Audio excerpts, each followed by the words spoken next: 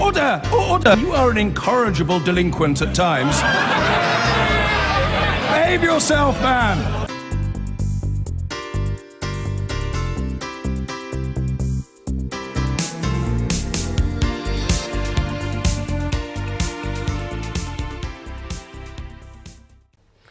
Did you know you could get fined for carrying golf bags in a park in Derbyshire? And you're not allowed out after 11 if you're under 18 in Kettering. It's all down to what's called public space protection orders, essentially powers given to councils in England and Wales to deal with antisocial behaviour. They've been seen by some as the son of the ASBO and in certain areas are proving just as controversial. Ellie and producer Sam have been there to find out more in Hillingdon, and we should say no public space protection orders were breached in the making of this film. Welcome to the London Borough of Hillingdon, where the council has implemented a number of public space protection orders. It means you can get into trouble for doing certain things, like gathering in groups of 2 or more. Hello, Sam. Hello. So if Sam, my esteemed colleague here, and I decided to go into the shopping centre there and loiter, well, we could get fined up to £100.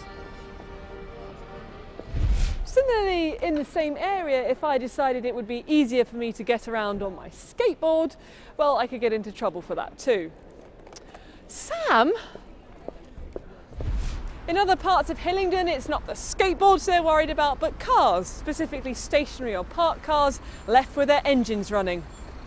Sam, have you left the engine running? Sorry. So embarrassing. The idea behind it is to combat antisocial behaviour. In set areas, there's a ban on spitting, on drinking alcohol, on feeding pigeons. So stopping people, for example, gathering in groups of more than 2 people. I think that's a good idea.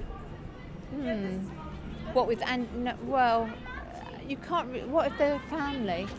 To find people if somebody's spitting and that, oh yes, people mustn't spit on the roads and that, my God, we're in England. The council around here has got powers to stop and fine you if you're in that shopping centre standing more than one of you, standing together in a group. It's a bit worried about antisocial behaviour. What do you think about that? I think that's a bit rubbish. Like, why should we be fined for standing in the place?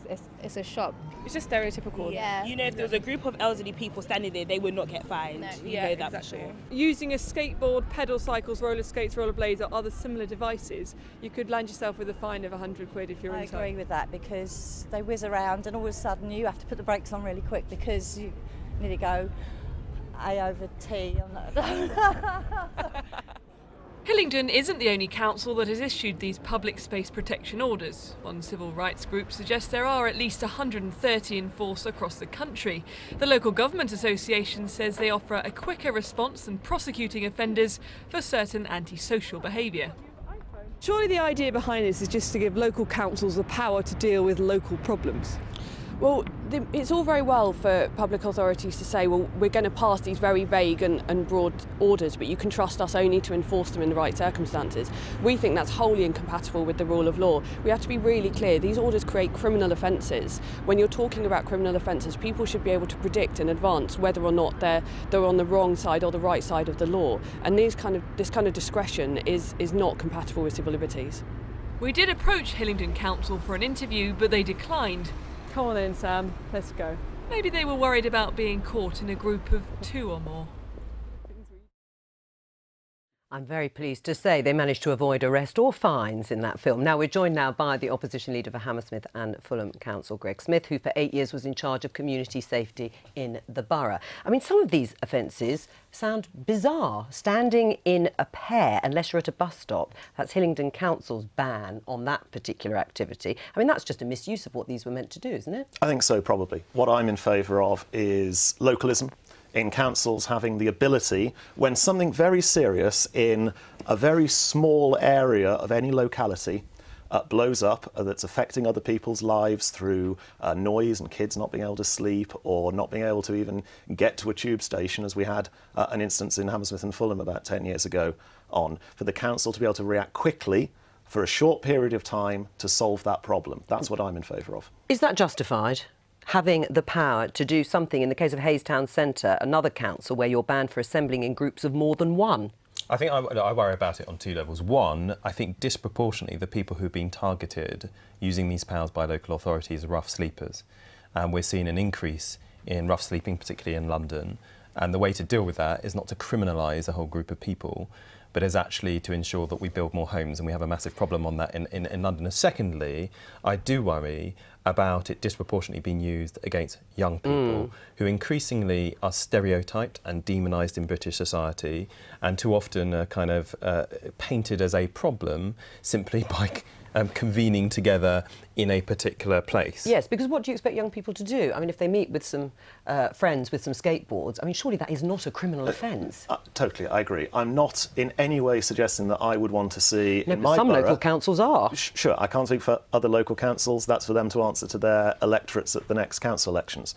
But certainly I wouldn't want to see in Hammersmith and Fulham restrictions on 1 or 2 people congregating. I'm talking about where, for inexplicable reasons sometimes, certain locations become mega hotspots where suddenly you find hundreds of people congregating constantly in often quite small places, often our housing estates, which are the way a lot were built in London, makes them echo chambers. And it's intimidating and threatening sometimes. It stops sometimes. people sleeping, it stops kids sleeping, well, and you need to do something about it. And the other thing is it works, apparently. Some of the evidence does show that it works. For a short period of time, as Greg was saying, to actually troubleshoot in local areas, if you want to devolve powers, this is what you get. Look, I mean, it depends how wide the powers are you devolve. And what this does is allow local councils to translate what would normally be a civil offence into a criminal offence. And I think that's a power devolution too far. I have a lot of sympathy with Greg's public order issues, really, and to some extent the police should deal with that as well. But this sort of thing, as you say, can focus on rough sleepers, it can focus on religious preachers, it can focus on people having a demo and using a megaphone. This is too broadly drawn. Right, so does it need to be reconfigured? I have a lot of sympathy with what Greg said. Yes, you narrow it down, you don't allow people. So it does need to be changed. It is too broad. And also, don't forget, I mean, often you end up with displacement. I mean, one of the issues we've had in my constituency in our borough is prostitution.